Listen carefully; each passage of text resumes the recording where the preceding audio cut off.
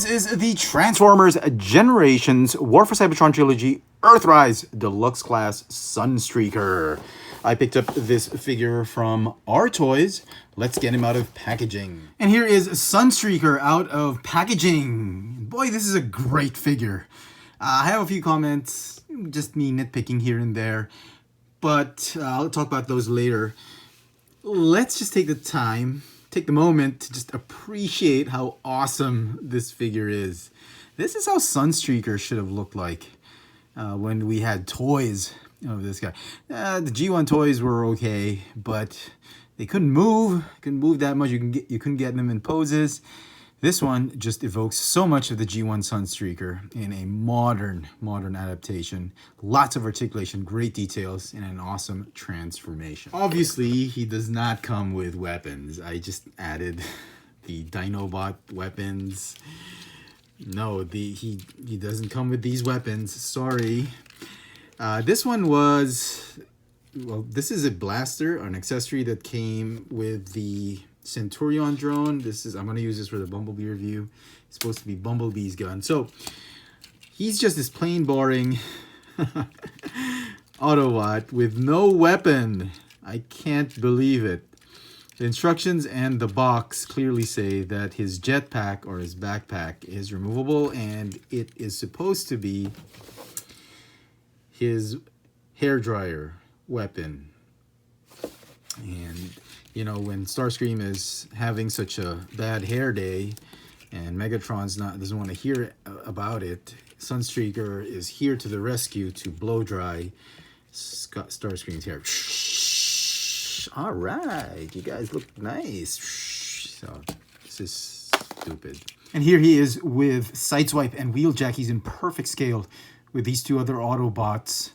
And for the longest time, I've always had Sideswipe with Sunstreaker. I mean, when G1 came, when the classics came, normally collectors would always buy these two figures in tandem because they had the same alt mode. They were both the Lamborghini Countach, with him having the scoop and all that at the rear end, and him being a smoother, more streamlined Lamborghini. But they had the same alt mode, but they transformed differently. The Masterpiece figures clearly depict these two guys the best. Different transformation, but the same end result in the alt mode, in the same car. Now, the figure borrows heavily in terms of engineering with the Wheeljack figure. The transformation is slightly different with the arms, but the way the legs fold up, the way the windshield fold up, even the head transformation is relatively similar to Wheeljack.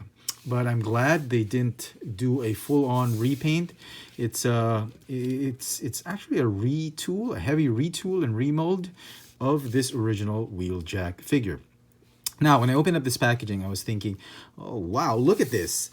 He's got the bonnet or the front end of the Lamborghini, but this is the bottom of the car. How will he... Oh, okay. Then I saw this. So these are fake car bits, and look at this. It's both sides of his feet have the same part, the same piece of the car, albeit this one is more accurate to the alt mode, and this one is how it would probably look like in the cartoon. And I was thinking Hasbro could have easily made a swivel joint right here, since they were going to do a rocker joint anyway. They could have made this a swivel joint so that it could swivel, and I don't know, rotate and swivel and somehow keep this bottom part the bottom part of the car. I guess that'd be more complicated and more expensive to do, and it'd be cheaper to just do full car pieces. Okay, I get it, but I wouldn't have minded it too much, except for the fact that because this bottom part of his feet is actually the front part of the car, it's smooth. Sometimes when you're standing him up, you'll have to find that his feet are not flat. You'll have to find that balance where he's not tipping over. And yeah, there. Because he's literally just standing on these pegs and not on the feet. Also, you'll have to find a very smooth and soft display shelf for this figure, because you don't want to get these things scratched. So if your shelf or your table has some rough edges and you keep playing with this figure, this is gonna these pieces will have some scratches, some scuffs and all that, and it's not going to look good in alt mode. So it's a tiny complaint, but I guess this is the best they could do so that we'd come up with a affordable Sunstreaker instead of doing a lot more engineering to that. The yellow looks great on this figure. It is bordering on the yellow, like pastry cream yellow, lemon pastry cream, highlighted with some black ganache and maybe blackberries. I'm getting hungry. It's a great representation. It's a great yellow color for Sunstreaker. Bits of pale and muted type of yellow pieces right here. The only yellow bits that are painted are the chest and the forearms. Okay. Now another feature that the figure has are these, the heel spurs. Okay. It breaks the silhouette of the leg. It feels too thin, but they've added that so that, you know, people like me wouldn't complain too much about this figure not being able to stand up. But because the bottom of the front of his feet are not flat, he just loves to rock. I know. I'm gonna stop right now. Sorry. I've wasted too much time on his unflat feet, but man, if you love posing your figures like I do, this is a real annoying bit. Anyway, okay. So far, I love the sculpt.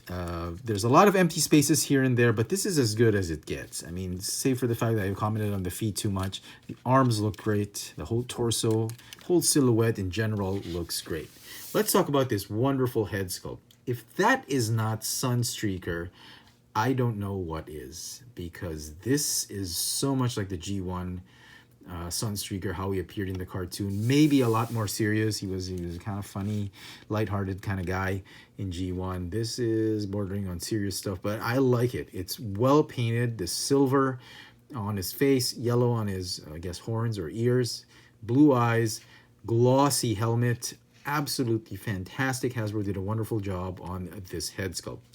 Nice Autobot logo right there. And let's talk about articulation for a moment. The head is on a ball joint. It is very tight. I love that. He's got a waist swivel right here, very tight as well. Great arm articulation. Shoulders can go in and out, forward and backward. A little bit loose on my copy. He's got a very slight, well, loose. It's not super loose, but kind of loose bicep swivel. Very tight hinge elbow joints. Wrists can go in and out because of transformation. Feet, as I've shown you earlier, you can go up and down. Hinge knees, thigh swivel, and if you look at the hips, they go in and out, and he's got this swivel of doom type of joint on his hips. It is so tight. I kid you not. Look, these are just wobbly bits, which is annoying, but look at this. It is so tight. It's like a vice grip. It's like a swivel peg of doom. Swivel of doom. Because it's just super tight. I don't know why they did that. But I'm not complaining too much. Tight joints are always better than loose joints. Let's get him transformed into his alt mode. First thing you want to do is you want to rotate the backpack like that. Go ahead and fold the feet down like this. Fold the heel spurs like that. And then what you want to do is rotate the bottom swivel waist. The waist swivel here, there are two waist swivels. I'll show you the other one, which is right here. You fold this one down like this, okay? And then what you want to do is you want to like fold up the legs as you would Wheeljack. Do it like this. Do it one at a time, obviously. Just make sure to tab them flush before you combine them. Okay, put them together like this. That's the front end of the Lamborghini. Okay, and then the roof or the windshield, his chest plate just moves down like this. He doesn't it doesn't tab or any, it's supposed to tab right there. These bits right here are supposed to tab onto those slots, but they don't seem to do a good job on my copy of the figure. It just loves to just nestle in there. I don't know, maybe I'm just not pushing it hard enough, but on my copy, it just loves to pop off. I mean, to just spring up like this. Anyway, okay. The next step is you want to swivel this whole upper waist piece. There's another swivel joint, and this is amazing. Look at this. It clears all that kibble by a hair, by less than a millimeter. I am so impressed with that. Great engineering on the part of Hasbro like this one. It just swivels and clears all that kibble. Look at that. Very smooth. Okay, enough. Okay. Probably be commenting. A lot of you guys be commenting right now. What is he on? Nothing. I'm just very excited about this figure. Okay, onto the head. Fold it down like this. And then the shoulders, they are going to slide down like this. It's very different from the way Wheeljack transformed. If you remember, Wheeljack folds all his arms up like that, and the forearms are going to come across this part of the car. But for Sunstreaker, it's the shoulders that form the rear fenders of the car. Very cool. I'm going to fold those fists in, okay, like that. Swivel the forearms like this, and then just tab in both forearms like this. Oh, okay. And if I can just get this roof part to stay. Oh, there you go. Finally stayed for me. Been practicing transforming him. He would not stay down. Now he stayed down. Very nice. Thank you for doing that. And just tidying up the transformation. Here he is in his wonderful Lamborghini-ish Countach type of alt mode. Rims are badly painted. Look at that. It's such a flat silver, but okay. And you can see the disparity of the yellow bits right here, the painted ones over the yellow plastic molded bits. As Prime vs. Prime had pointed out, the colors don't match nicely. They're tall, you could tolerate them, I suppose. They're acceptable. He's got this really nice blue windshield. It's just a shame you just see his chest right there. There's nothing to indicate that this could be driven by a human. And on the underside, undercarriage, very nice, solid, very few gaps here and there. Would have been perfect to put a rifle or a weapon, a blaster right there. I mean, Hasbro, was it too difficult to give us a blaster rifle? But okay, so yeah, rolls absolutely fantastic, really amazing alt mode, and everything clears the ground just by a millimeter, and he rolls very smoothly. Autobots, roll out! And so some final thoughts on Sunstreaker. I think it's still a great figure. I have some comments. That's just me nitpicking around with this figure. But I still think the figure deserves a 10 out of 10. I love this figure. This is the best Sunstreaker figure I've ever gotten. And I did the Masterpiece review. That was an amazing figure, but transformation was just unbelievably difficult. So if you want a Sunstreaker that's so close to G1 on mass retail, this is the figure for you. So let me know in the comment section what you think of Sunstreaker. Do you agree with me? Is this figure something you're going to pick up, or is it a pass for you, or are you going to wait for it on clearance? Hit me up in the comment section. And as always, hit that notification bell so you never miss out on any of my latest video reviews. If it's your first time here, please subscribe. And if you want to help out the channel, help me make more video reviews, please check out my Patreon account. There's a link in the description box below. Any form of contribution will be greatly appreciated. As always, thanks for watching.